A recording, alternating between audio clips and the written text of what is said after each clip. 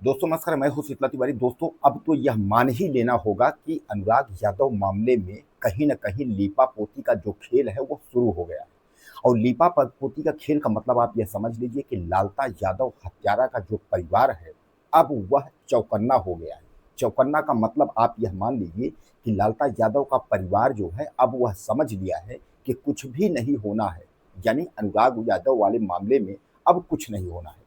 क्योंकि जिस तरीके से ठंडे बस्ते में अनुराग यादव मामले को डाला जा रहा है, यानी अनुराग के कार्यक्रम को जिस तरीके से लीपापोती स्थानीय प्रशासन एवं अधिकारी और ऊंचे के लोग मिलकर कर रहे हैं, इससे कहीं ना कहीं यह साबित हो रहा है कि अब अनुराग यादव को न्याय नहीं मिलेगा। कुल मिलाकर के आप यह मान के चले कि अभी आपने देखा था कि जौनपुर में ही एक सरकारी जमीन की अतिक्रमण का मामला था, जिसमें एक सामान्य व्यक्ति ने जो है आपत्ति दाखिल की थी। और उस आपत्ति दाखिल के बाद हालांकि 2 से 3 महीने लगे थे जरूर, लेकिन उस पर अतिक्रमण यानी हट गया, यानी बुलडोजर की कार्यवाही हो गई, बुलडोजर चल गया। अब अगर अनुराग यादव मसले की हम बात करें तो अनुराग यादव मामले में जिस तरीके से लीपापोती और हीला हवाली तहसीलदार को लेकर के हो रही है, यानी तहसीलदार जिस तरीके से कर रहा है, आपने देखा होगा कि इसके पहले जो है रिपोर्ट लगनी थी लेखपाल की। लेखपाल पहले इधर उधर चौकन्ना था, गायब था।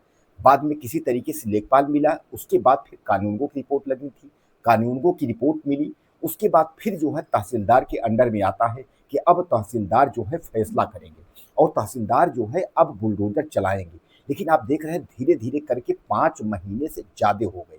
यानी कहने का तात्पर्य यह है कि आधे साल बीतने जा रहे हैं, यानी 6 महीने हो जाएगा तो 1 वर्ष का आधा हो जाएगा।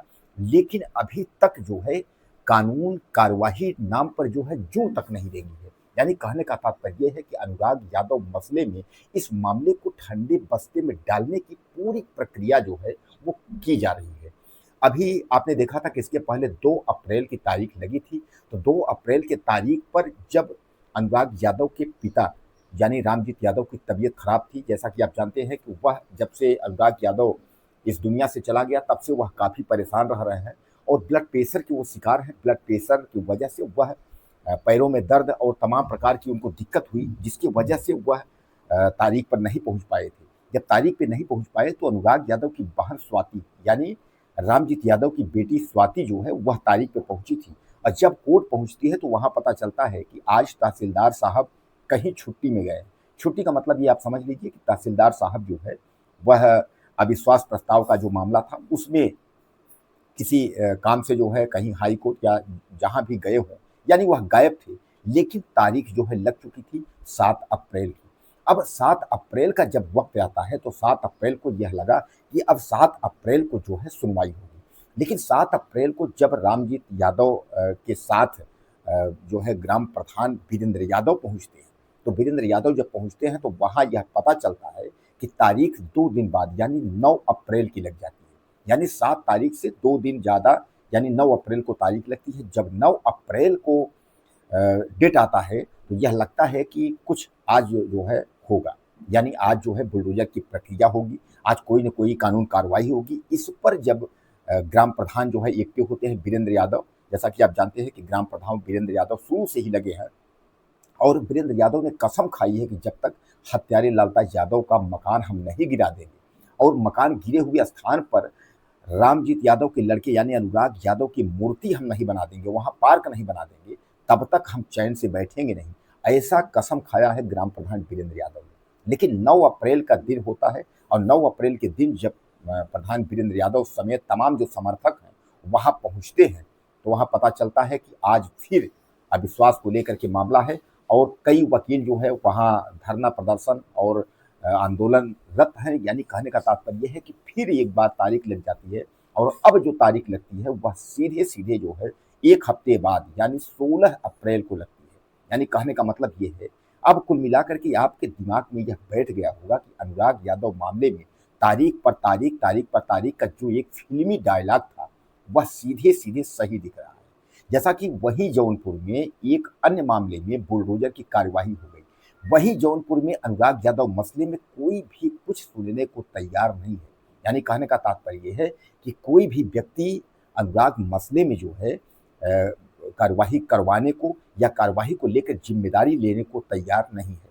हालाँकि मैं आपको बता दूँ कि जो वकीलों का आंदोलन था, वकीलों का जो नारेबाज़ी थी, वह स्थानीय किसी कारण को लेकर के वकील वहाँ डीएम को लेकर के घेराव कर रहे थे, तहसीलदार को लेकर घेराव कर रहे थे।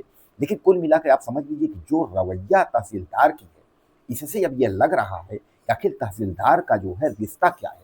तहसीलदार का क्या रिश्ता लालता यादव के परिवार से है, या तहसीलदार सीधे-सीधे लालता यादव परिवार को क्या लाभ पहुँचाना चाहता है? एक गरीब बेचारे की जो है हत्या हो गई। गरीब अनुराग यादव का पिता रामजीत यादव जो है वह न्याय के लिए दर-दर की ठोकरें खा रहे हैं। साहब हुजूर हमें न्याय दे दीजिए। हमारे बेटे की गला काट कर के हत्या हो गई। लेकिन दोस्तों मैं आपको बता दूँ, किसी में कोई रहम नहीं है, ना तो तहसीलदार में, ना तो डीएम में। आपको याद होगा कि जिलाधिकारी जब पहुँचे थे अनुराग यादव के घर, तो अनुराग यादव के पिता रामजीत यादव को उन्होंने आश्वासन दिया था और उन्होंने कहा था कि कानूनी कार्रवाई होगी।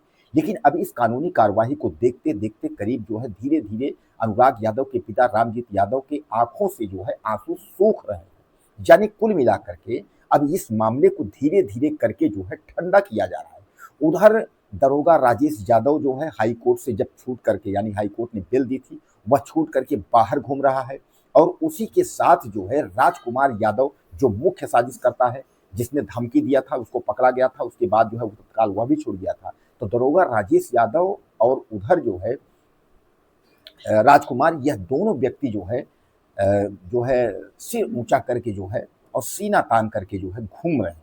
हालांकि दरोगा राजेश का नौकरी का जो मामला है उसमें जो है फर्जी मार्कशीट का मामला है, उसकी भी जांच हो रही है। अगर वह वैध पाया जाता है कि अगर उसने फर्जी सर्टिफिकेट से नौकरी की थी तो उसके ऊपर कार्रवाई तो होगी ही।